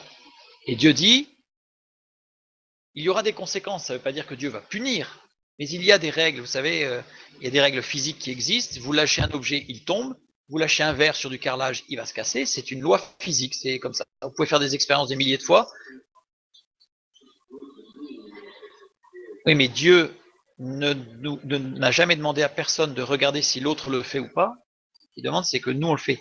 Quand Jésus dit de cette veuve, elle a mis une petite pièce Et c'est gênant. Parce qu'on a souvent l'impression, quand on écoute certains commentaires, que Dieu a besoin d'argent. Dieu, il est le maître de l'univers. Il maîtrise tous les atomes de l'univers. Il aurait besoin d'un billet de 100 euros? Non. Ce qu'il a besoin, c'est que nous, on soit vrais, honnêtes, et qu'on suive ses conseils. Lui fera le reste. Il est limité par rien. Rien. Quand on commence à dire que Dieu a besoin d'argent, ça pose un problème. C'est-à-dire que l'argent est au-dessus de la capacité de Dieu. Non, Dieu est tout puissant et il n'a besoin de rien. Ni de personne. Ce qu'il veut, c'est dans l'amour, que ses enfants soient comme des enfants avec un père, qu'ils suivent ses conseils remplis de sagesse et d'intelligence pour notre bien-être, on l'a vu. La première dîme, elle est pour notre bien-être. C'est quand même extraordinaire, quand même. On est loin d'un Dieu qui est avide et qui est avare et qui veut des sous. C'est pour notre bien-être. Et ensuite, pour l'autre. Parce qu'on pense aussi à l'autre. Pas que nous. Et il ne nous écrase pas non plus. Ça reste 10%. Voilà. Donc, veillons. Alors, je n'ai pas parlé des dons particuliers. Si Dieu nous met à cœur de donner quelque chose de particulier à quelqu'un ou pour une organisation ou pour quoi que ce soit, ça c'est complètement autre chose. Mais les dîmes, la première dîme c'est pour soi, et la deuxième et troisième dîme c'est les portes de ta ville. Bon, quand certains peuvent dire, moi ma dîme, vu que je suis un peu en désaccord avec ceci ou cela, j'envoie ma dîme de l'autre côté de la planète parce qu'il y a des enfants qui souffrent. Bibliquement, non. On peut aider des enfants qui souffrent de l'autre côté de la planète en envoyant de l'argent, des vêtements, des livres, tout ce qu'on veut, mais c'est écrit, le texte biblique nous dit les portes de ta ville. Et c'est répété à chaque fois. Porte de sa ville, pour un chrétien, c'est parce que c'était au temple. C'est-à-dire que les portes de la ville de Jérusalem, c'était le temple, c'est l'église. Alors s'il n'y a pas d'église, eh bien là, il faut réfléchir, parce qu'on a presque un an pour réfléchir chaque fois. Il faut réfléchir, sachant que c'est les portes de ta ville, donc est-ce qu'il n'y a pas quelque chose autour de nous pour, voilà, sachant que les 2 premières années, c'est pour nous, ensuite c'est le lévite ou l'orphelin et la veuve. Maintenant, s'il n'y a personne autour de nous, après il faut voir plus loin, évidemment, mais ça c'est à voir avec Dieu, s'il n'y a pas d'opportunité et de solution dans une église parce qu'il n'y a pas d'église, à ce moment-là, il faut aller un peu plus loin. Voilà. C'est le corps de Christ après. Bah, c'est au choix et c'est proportionnel, c'est-à-dire qu'on n'est pas obligé de faire 10, enfin, tout l'un ou tout l'autre. On peut faire moitié-moitié, on peut faire. Après, c'est vraiment dans un projet qui se réfléchit devant Dieu aussi, une fois de plus, hein, c'est toujours devant Dieu, bien sûr, et qui n'est pas dans un ressenti. Ah ben lui, je l'aime pas, j'ai pas eu donné, ou non, il faut que ce soit devant Dieu. On s'en fiche. Enfin, d'ailleurs, les textes montrent bien qu'après, une fois que c'est donné, ce sont les Lévites qui gèrent, les sacrificateurs. On n'a pas à dire il faut que ça fasse ci, il faut que ça fasse ça. Voilà. Maintenant, on est libre. C'est la liberté de dire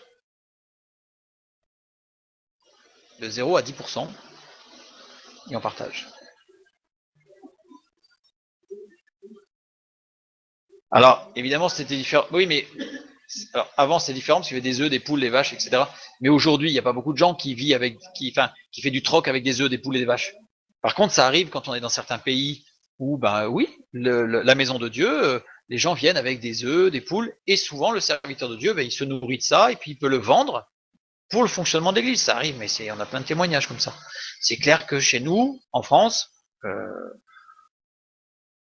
ouais, même un agriculteur qui a des vaches, je dirais, de toute façon, elles sont toutes numérotées, il faut qu'il les vende. Enfin, ouais, tout est fait aujourd'hui pour que ce soit plutôt des transferts d'argent. Mais la Bible en parle, puisqu'elle dit que ça pose pas de problème si c'est de l'argent. Donc c'est pas un problème. C'est pas un problème. Voilà. Que Dieu vous bénisse et à bientôt.